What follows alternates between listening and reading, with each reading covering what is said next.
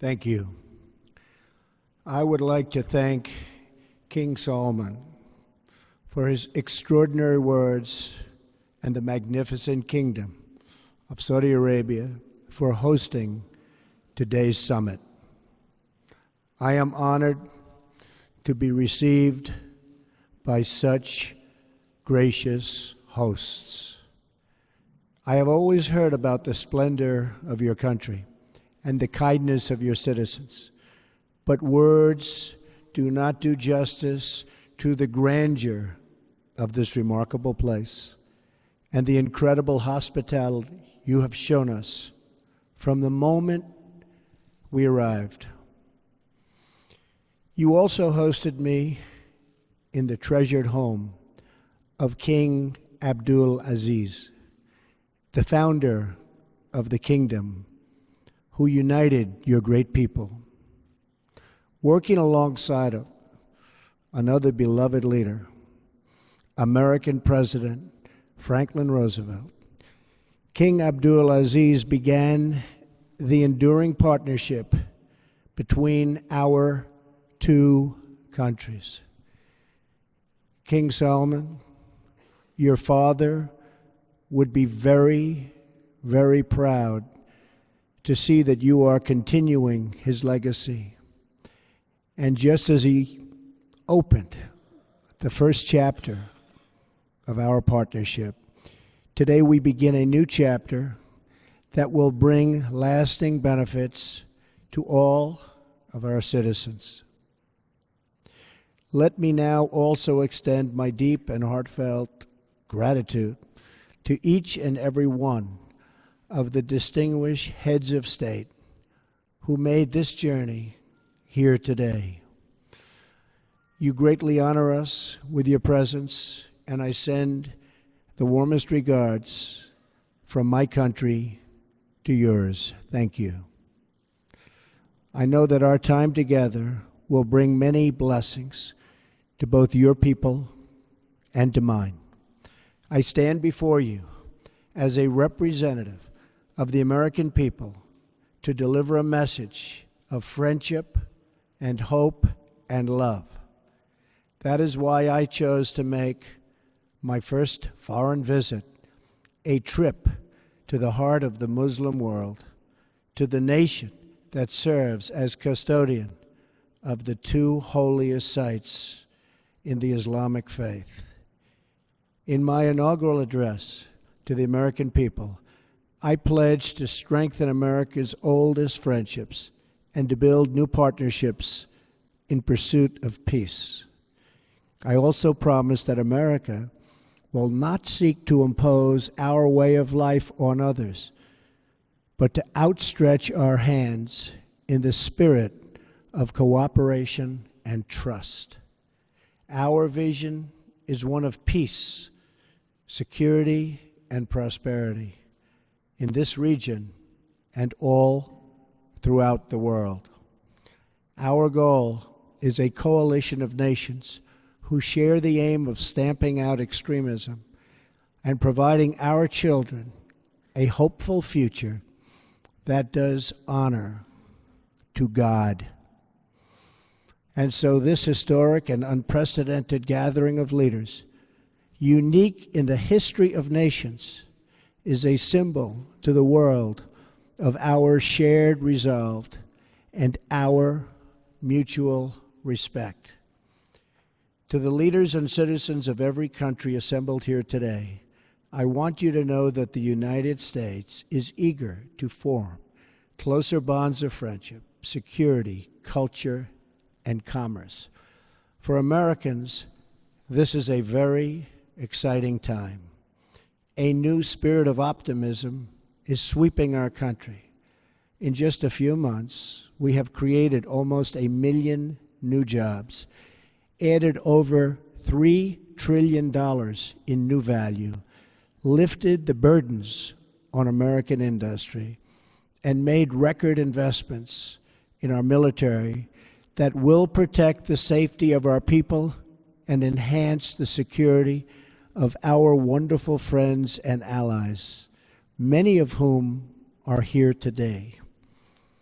Now, there is even more blessed news that I am pleased to share with you. My meetings with King Solomon, the Crown Prince, and the Deputy Crown Prince have been filled with great warmth, goodwill, and tremendous cooperation. Yesterday, we signed historic agreements with the kingdom that will invest almost $400 billion in our two countries and create many hundreds of thousands of jobs in America and Saudi Arabia. This landmark agreement includes the announcement of a $110 billion Saudi-funded defense purchase, and we will be sure to help our Saudi friends to get a good deal from our great American defense companies, the greatest anywhere in the world. This agreement will help the Saudi military to take a far greater role in security and operations having to do with security. We have also started discussions with many of the countries present today on strengthening partnerships and forming new ones to advance security and stability across the Middle East and far beyond. Later today, we will make history again with the opening of the new Global Center for Combating Extremist Ideology, located right here in this central part of the Islamic world. This groundbreaking new center represents a clear declaration that Muslim-majority countries must take the lead in combating radicalization, and I want to express our gratitude to King Solomon for his strong demonstration and his absolutely incredible and powerful leadership. I have had the pleasure of welcoming several of the leaders present today to the White House, and I look forward to working with all of you. America is a sovereign nation, and our first priority is always the safety and security of our citizens. We are not here to lecture. We are not here to tell other people how to live, what to do, who to be, or how to worship. Instead, we are here to offer partnership based on shared interests and values to pursue a better future for all of us. Here at this summit, we will discuss many interests that we share together. But above all, we must be united in pursuing the one goal that transcends every other consideration. That goal is to meet history's great test, to conquer extremism and vanquish the forces that terrorism brings with it every single time. Young Muslim boys and girls should be able to grow up free from fear, safe from violence, and innocent of hatred. When young Muslim men and women should have the chance to build a new era of prosperity for themselves, it has to be done, and we have to let them do it. With God's help, this summit will mark the beginning of the end for those who practice terror and spread its vile creed. At the same time, we pray this special gathering may someday be remembered as the beginning of peace in the Middle East, and maybe even all over the world. But this future can only be achieved through defeating terrorism and the ideology that drives it. Few nations have been spared the violent reach of terrorism. America has suffered repeated barbaric attacks, from the atrocities of September 11th to the devastation of the Boston bombings to the horrible killings in San Bernardino and Orlando. The nations of Europe have also endured unspeakable horror. So too have the nations of Africa and South America. India, Russia, China, and Australia have all been victims. But in sheer numbers, the deadliest toll has been exacted on the innocent people of Arab, Muslim, and Middle Eastern nations. They have borne the brunt of the killings and the worst of the destruction in this wave of fanatical violence. Some estimates hold that more than 95% of the victims of terrorism are themselves Muslim. We now face a humanitarian and security disaster in this region that is spreading across the planet. It is a tragedy of epic proportions. No description of the suffering and depravity can begin to capture its full measure. The control of ISIS, if you look at what's happening, Al-Qaeda, Hezbollah, Hamas, and so many others, must be counted not only in the number of dead, it also must be counted in generations of vanished dreams. The Middle East is rich with natural beauty, vibrant cultures, and massive amounts of historic treasures. It should increasingly become one of the great global centers of commerce and opportunity. This region should not be a place from which refugees flee, but to which newcomers flock. Saudi Arabia is home to the holiest sites in one of the world's great faiths. Each year, millions of Muslims come from around the world to Saudi Arabia to take part in the Hajj. In addition to ancient wonders, this country is also home to modern ones, including soaring achievements in architecture. Egypt was a thriving center of learning and achievement thousands of years before other parts of the world. The wonders of Giza, Luxor, and Alexandria are proud monuments to that ancient heritage. All over the world, people dream of walking through the ruins of Petra in Jordan. Iraq was the cradle of civilization and is a land of natural beauty. And the United Arab Emirates has reached incredible heights with glass and steel and turned earth and water into spectacular works of art. The entire region is at the center of the key shipping lanes of the Suez Canal, the Red Sea, and the Straits of Hormuz. The potential of this region has never, ever been greater. 65% of its population is under the age of 30. Like all young men and women, they seek great futures to build, great national projects to join, and a place for their families to call home. But this untapped potential, this tremendous cause of optimism, is held at bay by bloodshed and terror. There can be no coexistence with this violence. There can be no tolerating it, no accepting it, no excusing it, and no ignoring it. Every time a terrorist murders an innocent person and falsely invokes the name of God, it should be an insult to every person of faith. Terrorists do not worship God. They worship death. If we do not act against this organized terror, then we know what will happen and what will be the end result. Terrorism's devastation of life will continue to spread. Peaceful societies will become engulfed by violence, and the futures of many generations will be sadly squandered.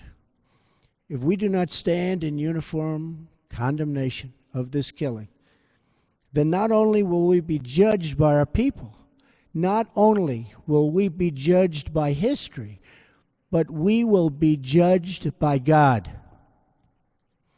This is not a battle between different faiths, different sects, or different civilizations.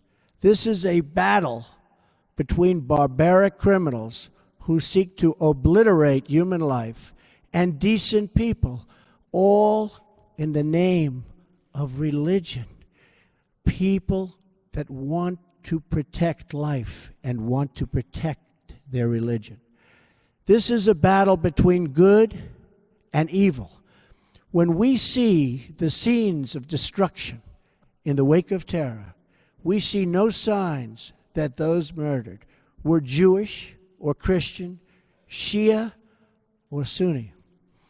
When we look upon the strains of innocent blood soaked into the ancient ground, we cannot see the faith or sect or tribe of the victims. We see only that they were children of God whose deaths are an insult to all that is holy.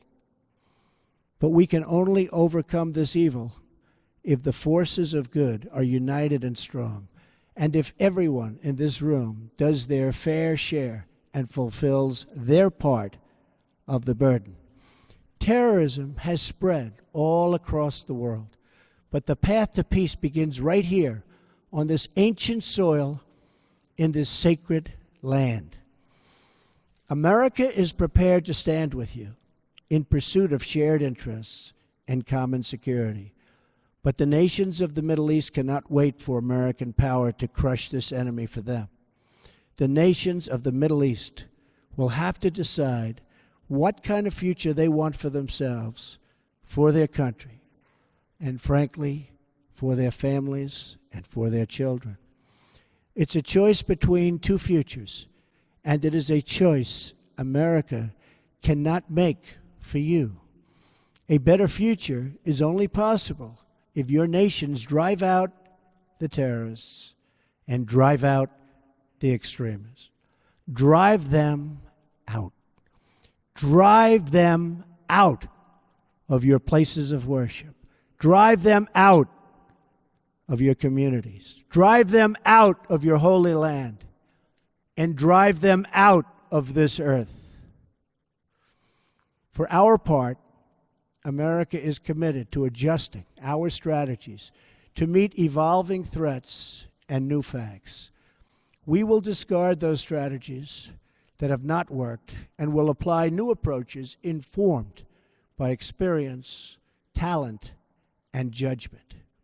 We are adopting a principled realism rooted in common values, shared interests, and common sense. Our friends will never question our support, and our enemies will never doubt our determination. Our partnerships will advance security through stability, not through radical disruption. We will make decisions based on real-world outcomes, not inflexible ideology. We will be guided by the lessons of experience, not the confines of rigid thinking. And wherever possible, we will seek gradual reforms, not sudden intervention. We must seek partners, not perfection, and to make allies of all who share our goals. Above all, America seeks peace, not war. Muslim nations must be willing to take on the burden if we are going to defeat terrorism and send its wicked ideology into oblivion. The first task in this joint effort is for your nations to deny all territory to the foot soldiers of evil. Every country in the region has an absolute duty to ensure that terrorists find no sanctuary on their soil. Many are already making significant contributions to regional security. Jordanian pilots are crucial partners against ISIS in Syria and Iraq. Saudi Arabia and a regional coalition have taken strong action against Houthi militants in Yemen. The Lebanese army is hunting ISIS operatives who try to infiltrate their territory. Emirati troops are supporting our Afghan partners and supporting them strongly. In Mosul, American troops are supporting Kurds, Sunnis, and Shias fighting together for their homeland. Qatar, which hosts the U.S. Central Command, is a crucial strategic partner. Our long-standing partnership with Kuwait and Bahrain continue to enhance security in the region. Our courageous Afghan soldiers are making tremendous sacrifices in the fight against the Taliban and others in the fight for their country. As we deny terrorist organization control of territory and populations, we must also strip them of their access to funds. We must cut off the financial channels that let ISIS sell oil, let extremists pay their fighters, and help terrorists smuggle their reinforcements. I am proud to announce that the nations here today will be signing an agreement to prevent the financing of terrorism, called the Terrorist Financing Targeting Center, co-chaired by the United States and Saudi Arabia, and joined by every member of the Gulf Cooperation Council. It is another historic step in a day that will be long remembered. I also applaud the Gulf Cooperation Council for blocking funders from using their countries as a financial base for terror, and for designating Hezbollah as a terrorist organization, which they certainly are, last year.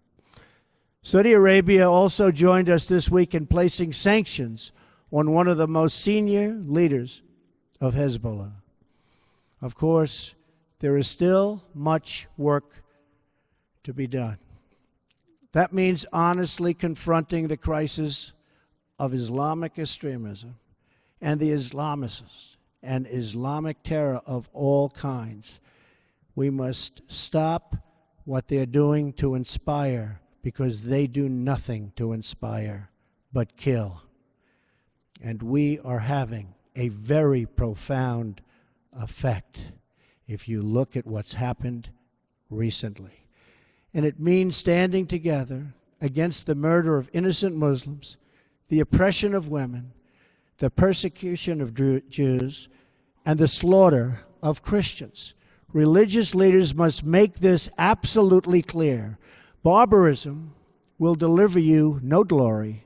Piety to evil will bring you no dignity. If you choose the path of terror, your life will be empty, your life will be brief, and your soul will be fully condemned. And political leaders must speak out to affirm the same idea. Heroes don't kill innocents, they save them. Many nations here today have taken important steps to raise up that message. Saudi Arabia's vision for 2030 is an important and encouraging statement of tolerance, respect, empowering women, and economic development. The United Arab Emirates has also engaged in the battle for the hearts and souls, and with the United States launched a center to counter the online spread of hate. Bahrain, too, is working to undermine recruitment and radicalism. I also applaud Jordan, Turkey, and Lebanon for their role in hosting refugees. The surge of migrants and refugees living so poorly that they're forced to leave the Middle East depletes the human capital needed to build stable societies and economies. Instead of depriving this region of so much human potential, Middle Eastern countries can give young people hope for a brighter future in their home nations and regions. That means promoting the aspirations and dreams of all citizens who seek a better life, including women, children, and the followers of all faiths. Numerous Arab and Islamic scholars have eloquently argued that protecting equality strengthens Arab and Muslim communities. For many centuries, the Middle East has been home to Christians, Muslims, and Jews living side by side. We must practice tolerance and respect for each other once again and make this region a place where every man and woman, no matter their faith or ethnicity, can enjoy a life of dignity and hope. In that spirit, after concluding my residence in a fabulous place that we're at today, Riyadh, which I've gotten to know so well in so short a time, I will travel to Jerusalem and Bethlehem and then to the Vatican, visiting many of the holiest places in the three Abrahamic faiths. If these three faiths can join together in cooperation, then peace in this world is possible, including peace between Israelis and Palestinians.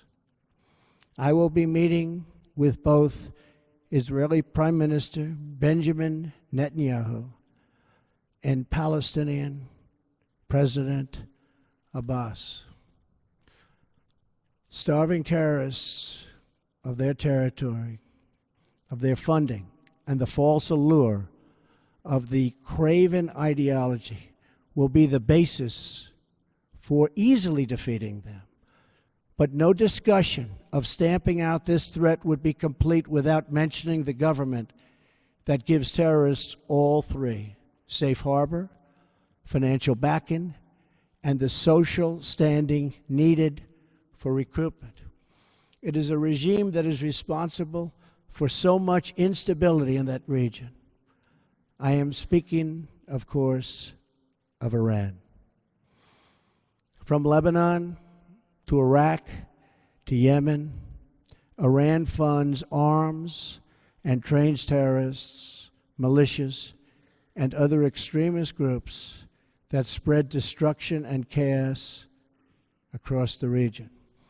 For decades, Iran has fueled the fires of sectarian conflict and terror.